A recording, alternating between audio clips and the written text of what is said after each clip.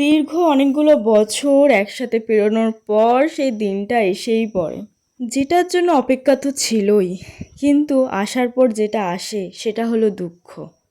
কত স্মৃতি আজকের দিনে, তাই না? এখান থেকে আমরা সব ছেড়ে চলে যাব। হয়তো কারো কারোর সাথে দেখা হবে, কিন্তু কয়েকজনের সাথে আমরা চিরদিনের জন্য আলাদা হয়ে যাব। সেই আমাদের মাঠটা, যেখানে টিফিন পিরিয়ডে বা স্কুল ছুটির পর কত খেলাধুলাই না আমরা করতাম। সেই আমাদের ক্লাসরুমগুলো, সেই সকাল সকাল লাইনে দাঁড়িয়ে প্রার্থনা করা, স্কুলে কত স্মৃতি সব আজ হারিয়ে যাচ্ছে। আমরা হয়তো যখনই চাইবো সেই মুহূর্তগুলোতে হারিয়ে যেতে পারবো।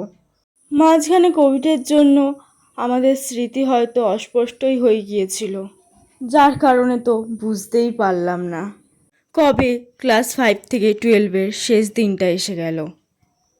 কিন্তু কি আর করা যাবে বলো, জীবনের তো এটাই নিয়ম যে সব কিছুতেই একটা সময়ের পর বদল এসে যায়।